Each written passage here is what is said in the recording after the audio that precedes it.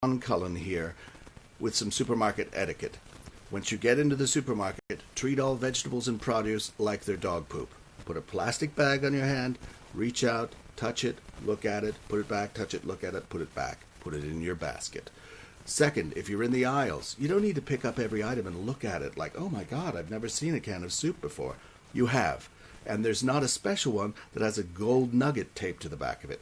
Oh, I win. No, just look at it, pick it out, put it in your basket. Wash your hands and wipe your bums. Oh, Riggs, we're on. Oh man, Sean Cullen's so funny. And what a great job teaching us etiquette. It's like you gotta relearn it all. Today on Isolation Nation, the place to turn to if you feel like I'm so alone. We've got Dr. Martin Katzman. Imagine getting in to see a psychiatrist just like that. And LABBÉ, Olympic goalkeeper, bronze medal for Canada 2016. Want to see the highlights? Whoa, IOC won't let us do that, but they can't stop me from talking about it. LABBÉ, oh my gosh, what a save! Canada beats Brazil 2-1 to win the bronze. Who is LABBÉ? LABBÉ is a professional soccer player, a yogi, a dog mom, and an overall just like lover of the adventure of. And LABBÉ is joining us right now. What a pleasure to meet you. How are you, Steph? I'm doing well, thanks. I'm so happy to be here. It's funny. I thought of showing the highlights. Then it's like, wait a second. The IOC's never in a good mood, and they're going to be in a terrible mood now. You were obviously pumped for Tokyo, for a chance to play goal for your nation again. How tough was it to learn that at the very least postponed by a year? Yeah, it was definitely a shock and a change in terms of all of the plans that I had and the at least thoughts that I had in terms of what my scheduling and what my year was going to look like. And I think it just affected me in a lot of different ways. There was a lot of emotion. There was a lot of anxiety around it. And I think the biggest thing I had to come back to is just like coming back to what I can control, because there's just so much that's out of our control right now. So the more that I can come back to what I can control, yeah, that was the biggest thing. So how are you doing now, given the fact that you had that disappointment, but that's now at least slightly in the past? I think that the reason why we do this show is so people can find out how others are coping or not coping with it. How much of a struggle is this social isolation, social distancing for you? Yeah, it's kind of affected me in different ways and at different moments in the day, especially around the Olympics thing. Yeah, like the initial shock of that announcement is definitely not there anymore. But, there's still days that I wake up and I think about the fact that it's still only 16 months away now. And that's a big change in terms of like my motivation levels and training versus when it was only 3 to 4 months away. So that's definitely affected it. And then for sure, as a team sport athlete, not being able to train with the team and train with my teammates. I'm supposed to be down in North Carolina right now, about to start my professional season. And obviously that's not happening now. So to be training at home in my basement, it's definitely wasn't in the plans. And I'm adapting and overcoming as well as I can. LABBÉ, bronze medalist in 2016 in Brazil, the game against Brazil, beating them there. Wow, that was phenomenally exciting for us. And when I say us, I mean like me and Dr. Katzman, who's going to be on in a second, just watching it. I can't imagine what that was like in Brazil to beat the Brazilians. It was incredible. I mean, the atmosphere is something that you can't even put into words. We had played in that stadium a few times before throughout the tournament. So we knew that it was going to be a really strong crowd base. And obviously they were all cheering for their home nation. So I think just that excitement and anxiety around that and all of the adrenaline rush, it was so incredible to be a part of. And then for sure, to come out on top and bring home Canada's second straight Olympic bronze medal was pretty amazing. You mentioned the word anxiety just now. I'm wondering what that word has meant to you throughout your soccer career. You've obviously had ups and you've had downs, which you've talked about really candidly. Do you feel like it's all been within the realm of normal life's ups and downs, or do you think it affected you on a deeper level, anxiety, depression, that kind of thing? Yeah, mine has definitely affected me, I would say, throughout my later stages of life, but at the same time, it does get heightened in different situations. And definitely it's situational in terms of when I feel that I'm losing control of things and I'm out of control. A lot of it is where I start to put my focus. So when I start to put my focus on things that are out of my control, then it starts to spiral, and it's tough for me to kind of wheel it back and come back to like where I am right now. So it's definitely come up in different moments in my life, in a lot like heavier moments where I've really had to use my resources and the people around me, my support system, and all of the tools that I've learned along the way to help overcome it. What was the toughest point with you? I know from reading about you, I have a pretty good idea what you're going to say, but go ahead. Yeah, I had two major ones. Big time in 2012 when I took a break from the national team. And then the second time was post Rio, after winning the bronze medal. I kind of went through I think at first a normal Olympic experience where you build up to this one moment and, you know, you put all of your eggs into one basket and are really pushing towards this one thing. And then when it's over, it's kind of like, what now, what next? And, you know, who am I? All of the questions that come along with a certain phase or period in your life kind of being over and having to reassess and restart for a whole new Sega. And who did you turn to for assistance in that? Because that can be crippling. I mean, Clara Hughes's story is one of pre-existing struggles with depression. But in 1996, when she won a bronze medal, afterwards she thought that her life was over. Little did she know that the bronze medal was paling by comparison to her future achievements in summer and winter. But you know, she fell into a really dark place. Yeah, mine, I definitely have a habit of going very internal when I get into those stages. So I tend not to lean on other people, and I tend to isolate myself. And yeah, it's tough for me to open up and really like rely on other people. It's the like athlete in me where I want to fight through it and I want to get through it myself. And I think that's something I've really learned over time, is that it's okay to not be okay, and it's okay to open up to other people, and it's okay to use the strength of your support system around you when you may not have that strength in that moment. Yeah, and if you're lucky enough to have a support system, you know, so much when we talk about mental health is, you know, I'm always really slow to say, or reticent to say, you know, you have to turn to the people that love you, because not everybody has people that love them. I mean, there's a lot of people who suffer from a mental health challenge where if you say to them, you know, you should turn to the people that give you strength, people that that really have your best interest at heart. And then, you know, it's kind of heartbreaking when you hear from people, well, I don't really have anybody to turn to. So I try not to make that assumption. But in your case, you know, that is great advice that apparently you will take from yourself in the future, right? That you'll turn to others for guidance in a period where you need it.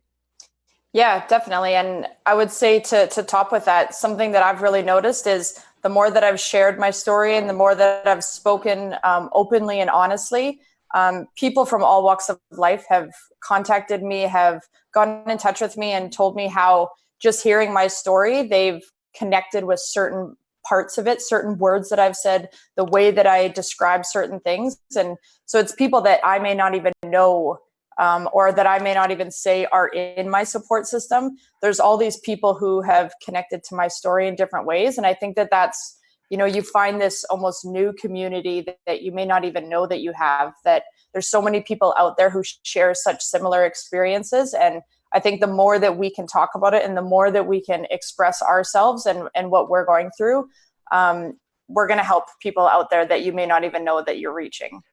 That is wise words from Steph Labbe, bronze medalist in 2016. Back to Friday, we had Tessa Bonhomme on the show, a medalist, of course, in 2010 for the hockey team. The day before, we had Rosie McLennan on the show, obviously two-time gold medalist in trampoline. And the day before, the queen of medals, Hayley Wickenheiser. So I don't know what it is, but It seems like a lot of people who've had a lot of success are willing to share their life experiences, which I think is a huge thing.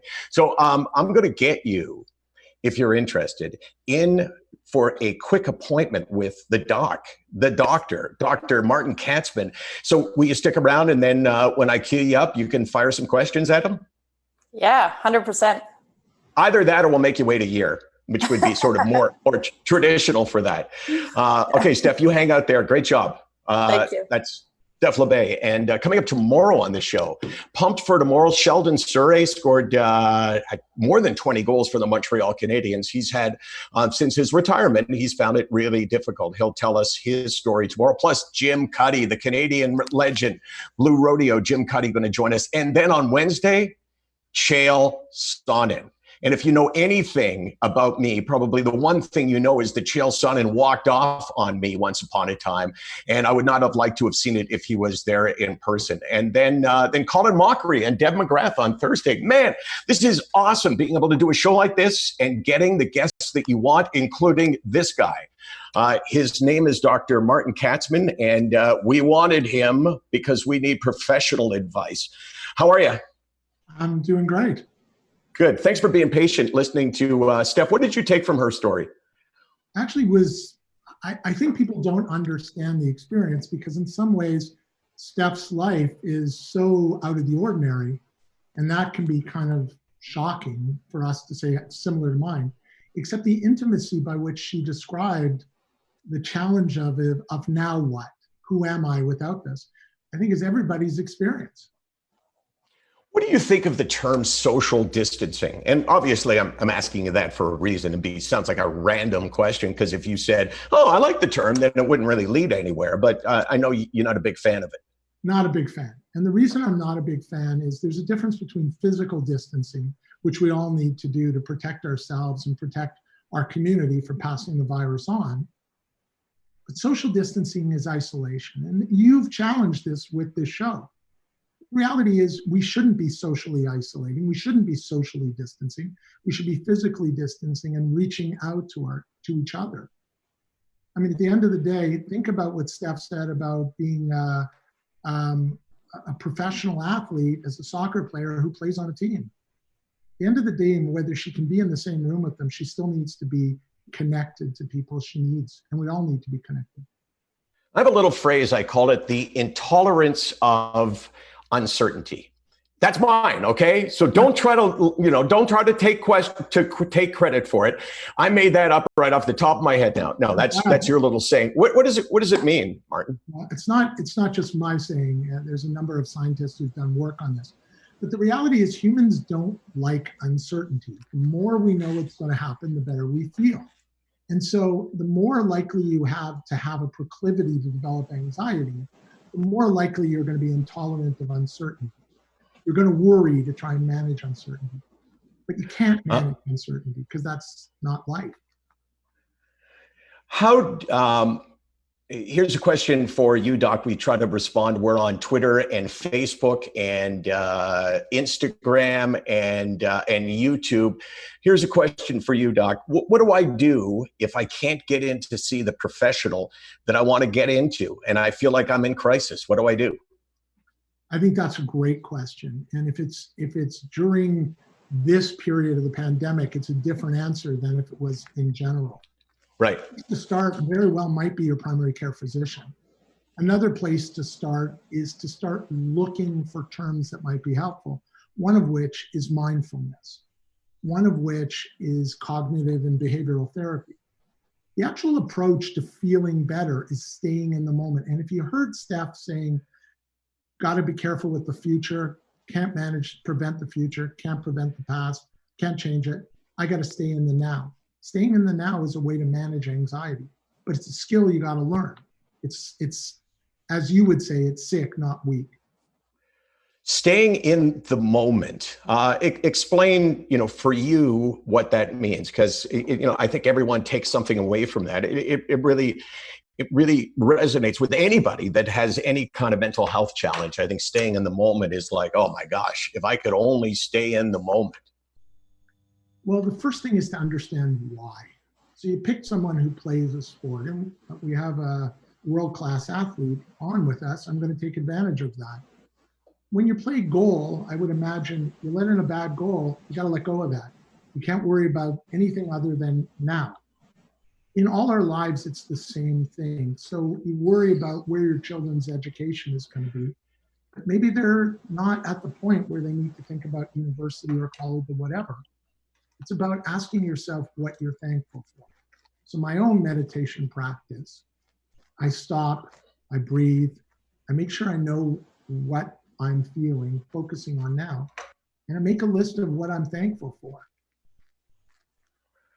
Very interesting. Here, Casey, you want to hold that up for me? How do I, this is not me, but this is someone who was asking you this question. How do I make it easier for my partner to deal with my frequent bad days during this time of staying home? I think that's a really challenging thing. And the difficulties within people living together are pretty clear. We're not used to spending this much time. We're not used to the amount of each other's idiosyncrasies. The key factor is communication. I'm not doing this to harm you. I'm not doing this to hurt you. I'm not doing this to be annoying. It's something I'm dealing with, and I'm going to be open about my challenges. And I need you as my partner to do X, Y, and Z. It's all about communication. You know, I think one of the things that you want to do, and this is just my layman's opinion, but I've been married for long enough to say I have a successful marriage, is that, you know, you got to explain to the other person. You know, I think it's healthy to say these words. Look, Karen is the name of my wife. Karen, I'm probably going to do some stuff that really pisses you off and annoys you. And first of all, it's not intentional. And second of all, I hope you'll understand, because my plan is to understand when you do stuff that just gets on my nerves, not because of any other reason. And this is a really crappy time. We're sitting face to face constantly, and we're all worried about the world. And to me, that's what communication means. You know what I'm saying, Karen? Yeah, well, you go to hell too. She didn't say that. I made that part up. No, I got nothing. You just, your video froze up for a second. Let's go back to Steph for a second. Steph LABBÉ rejoining us. I know you have a girlfriend, because I know your girlfriend is a pretty famous athlete for having done some ridiculously amazing things, like be in 3 different Olympics, summer and winter, and in 3 different sports. I doubt anyone has ever done that before. Definitely not a Canadian. I know that for sure. I'm not sure around the world, but yeah, it's that's definitely something that has helped me through this time with the Olympics being postponed and changed. You know, it's nice to have someone else under the same house going through the exact same thing and the same emotions, and somebody that you can talk to about it, and she knows and feels the same things that I'm feeling. And it really helps, you know, when the doc was talking about communication, it really helps us to be able to be open and honest and speak about the situation. And, you know, we had plans with what we wanted to do and what we thought next year was going to look like. And we're both, you know, on the same page of wanting to commit to this now. And, you know, we're adapting as we go. Right. And how has it been? You know, I don't know anything about your relationship. I don't know if you bicker a lot and you know, if you argue a lot. But if you argue a little and then you take a pandemic, basically lock you in your house for a month, you're going to argue, you know, substantially more. Well, you know, we were expecting to spend 4 days together in the first 4 months of this year. So the fact that we've been together under the same roof now for like 3.5, 4 weeks is a milestone for us. So hopefully we are bickering a little bit. I think, you know, we're having conversations that we haven't had before because we're just around each other so much more. But you know, as I said before, it's so nice to have somebody to train with, to work out with, who's kind of going through similar things as me. And we're really embracing and grateful for the time that we're getting to spend together. So I know that she was in downhill skiing in Whistler. I know that she was it ski cross Yep. that she competed in as well, and then I think it was track biking, right? Cycling, Mm-hmm. yeah. Yep. So what was she going for to Tokyo?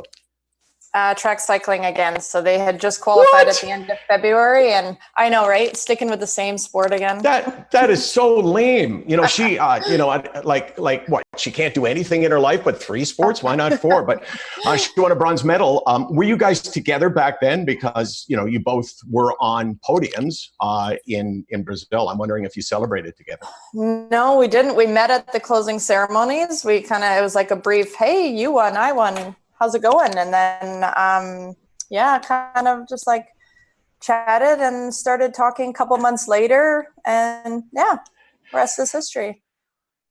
And I think that's a really amazing story. And I'm going to let you now you're going to jump the line and you're going to get a question in to Dr. Katzman. Go ahead, Steph. All right, Doc, I just have one question.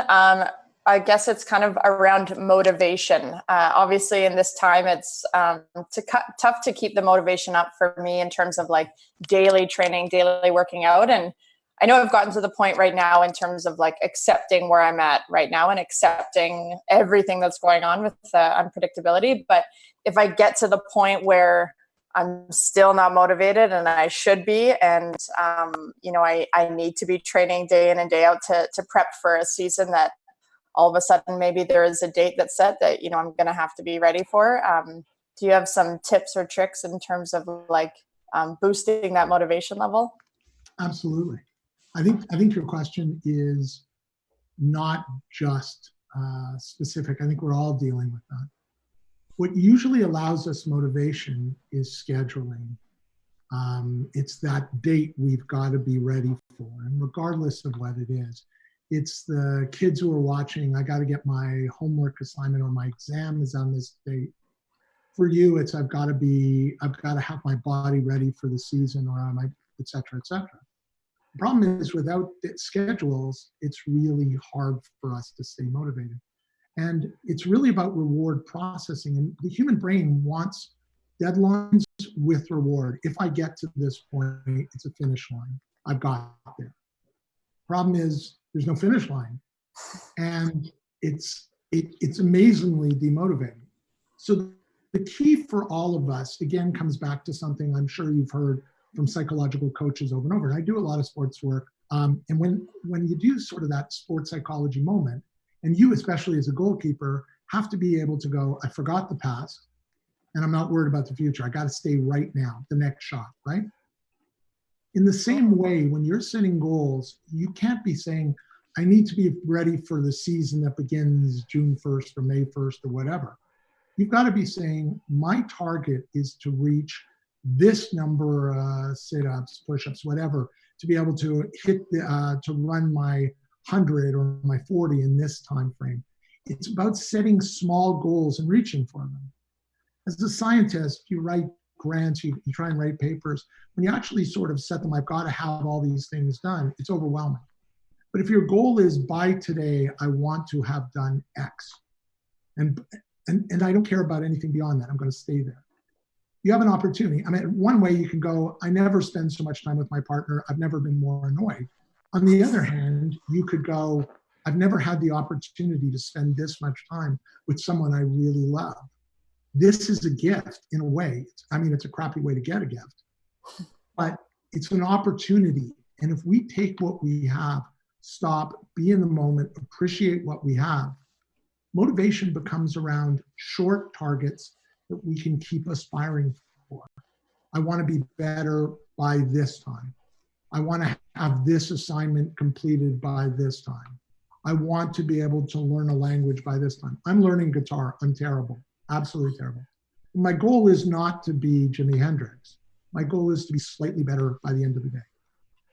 You know, I think that is awesome advice. I kind of missed the middle part because it went on for a while, but I'm just busting your chops because that's my job. Well, it's not my job since this isn't a job, but it's what I like to do because you're a good guy, and it's great to find a doc who's got a sense of humor. Steph, the doc just said that he's trying to get a little bit better at guitar. I'm a huge believer at this time. Do something with it. Learn a skill. I mean, like, we created this show because it's like, okay, well, I have all this time and I can't go out. I can't do anything. Is there something that you're doing that you always wanted to do, or what would it be if you're not doing it now? Yeah, well, I've definitely gotten a lot more into cycling. Obviously, I'm living with a cyclist, so she has an extra bike. Yeah, I don't mean the living with her for now, the nature of your relationship, but she apparently has a wandering eye when it comes to sports. It's very true.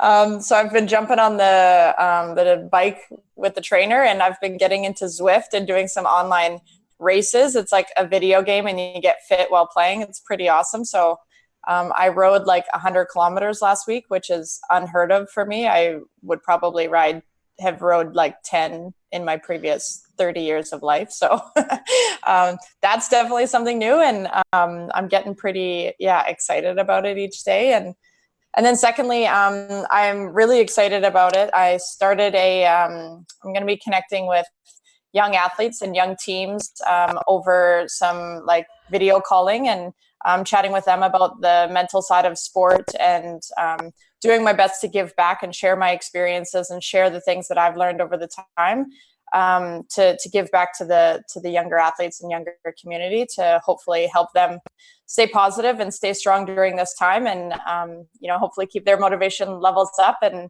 then at the end, I'll be doing a little like workout circuit with them to boost the heart rate as well. So I just started that, and I'm pretty excited to set up. I've got a couple meetings already set up, and I'm excited to set up more. It really is. There's a lesson in life that, when one door closes, another one opens. I just made that up off the top of my head. I mean, oh my God, can you believe that? But genius. It's true with this. Yeah, genius. Thank you. Everybody said it was my brother, the famous nephrologist. He's a kidney doctor in Vancouver, but I'm the genius here because I can quote people who said really smart things. So the door that closed, obviously, for you was the Olympics this year. The door that's closed for Martin, obviously, is the ability to interact with patients the way he normally would. But that now opens up all kinds of doors. And I just want to make sure, Martin, from your standpoint, you're not going to be the next Jimi Hendrix? Unfortunately not. Perhaps, maybe you should check in, say, in another 6 months. Yeah. We'll see. We'll see. This was great fun, man.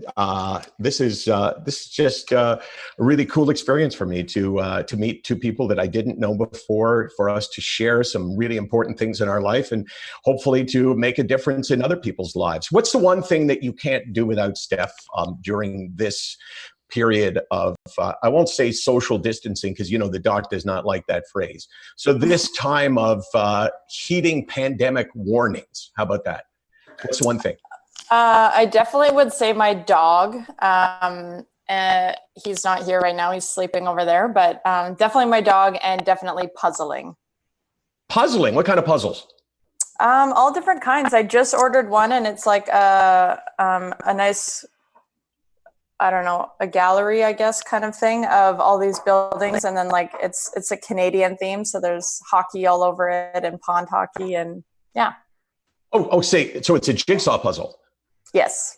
Yeah. I wasn't sure if it was, I mean, like crossword puzzles. There's all kinds of different puzzles. No, yes. Jigsaw puzzles.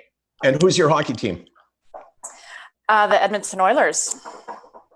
Okay. And you're an Eskimos fan too, I imagine? Yeah, I guess so. Yep.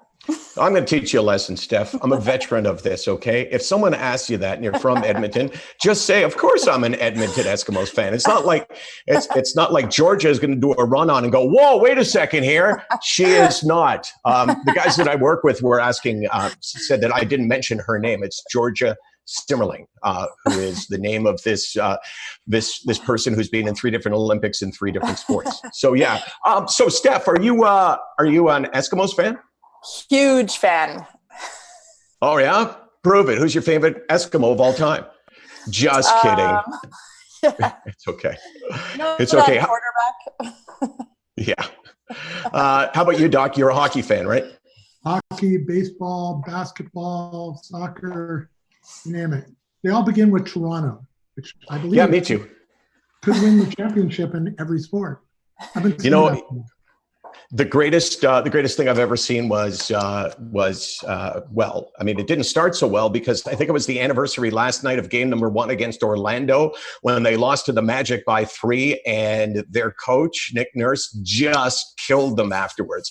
And I went to game number 2 with my buddy, and we were so nervous in advance. Like, is this, like, are they going to lose to the Orlando Magic? And they were up by 40, I think, in the second quarter. It's funny when you activate teams and you activate players and you say, guys, let's play. I mean, I think watching Kyle Lowry and watching his growth has been one of the most exciting things.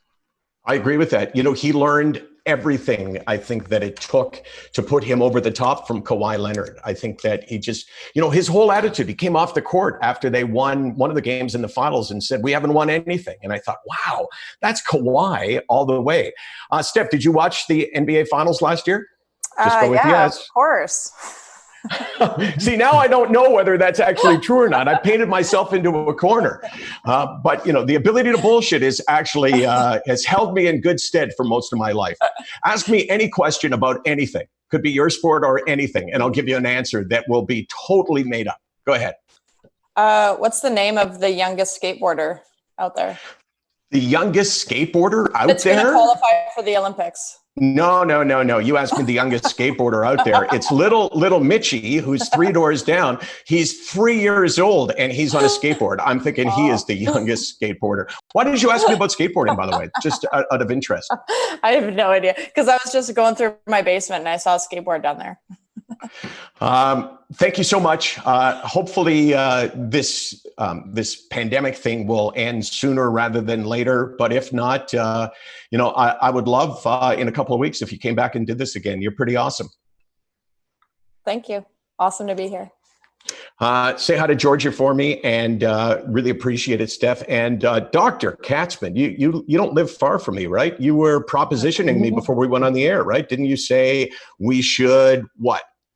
I'm trying to remember what I said. I'm pleading the fifth here. No, you're just too proud to say it. You said we should go out for a beer sometime. Yes, we should go out for a beer and talk about all the stuff you've done to raise awareness of mental health challenges. So like I said, bravo, man. All right. Well, thank you. Thanks for doing this, man. Great advice. Very usable, very, very much relatable. And yeah, let's do this again. How about that? Definitely on. You know where to find me. I do. That's Dr. Martin Katzman with a bunch of letters after his name. B.S.C. M.D.F.R.P.C. So I've been writing this little, I guess you would say it, I mean, it's kind of like a rap, but you know, I'm not going to rap it. But it seems like everything in mental health is acronyms. So one day I was talking about my mom, how my mom died about 1.5 years ago. And my point about depression is that thinking about my mom makes me sad, but it doesn't make me depressed. And in my brain, the two things are infinitely apart. And I never confuse the two. I know what depression feels like, and I know what sadness feels like. So I wrote this, born with GAD, some ADD, touch of OCD. Parents had a PhD in TLC, OMG, mom's RIP. I'm a POW, on my SRI is MIA, sending an SOS, going to CVS for my RX. Now, this is the part that I wrote in anticipation of this. My MD asked me to go PP, said it's BYOB, said he checked for an STD. I said, show me some RESPECT. I'm going to add a paragraph or a stanza. I guess if you're a rap person, it's not a stanza. But it seems like everything is acronyms. So I'm glad I got that in. Thanks, man. I'd like to be able to have that rap to use later at a presentation or talk. Okay, you know what? I will send it to you once I complete it. Oh, that'd be so cool. The Rappin' Doctor. Yes. Yeah. Nothing says rap potential more than a Jewish psychiatrist. We are known to embody the hip hop culture. Coming up tomorrow on the show, Not Chael Sonnen. He's going to join us on Wednesday. Tomorrow, Sheldon Surrey and Jim Cuddy. That'll be awesome. And Colin Mockery on Thursday with his wife, who's even funnier than he is, Deb McGrath. So for some reason, in this time on this planet, it's really easy to find amazing guests like we had today. I try to say thanks every day to, sounds like I'm going to say God, but that would be not in keeping with most of what I say. So I try to say thanks to Janssen, a company that gave us some money and said, hey, here's a bit of money. Maybe you can do something really cool with it. And I think we're doing that. And I try to leave people with a saying every day. On Friday, it was, man, I've given 8 of these already. So I'm just going to give you the 9th and say this. Some people with depression are sad. Some people who are sad are depressed. But sadness is not the same as depression. Absolutely. Thanks, man. I just got an absolutely from the doc. That's it. We'll see you tomorrow. Isolation Nation. Got to spread the word. Spread the word to people in other countries. I will learn how to say hello, guten tag, bonjour, whatever it takes to welcome people in other countries. We'll see you tomorrow.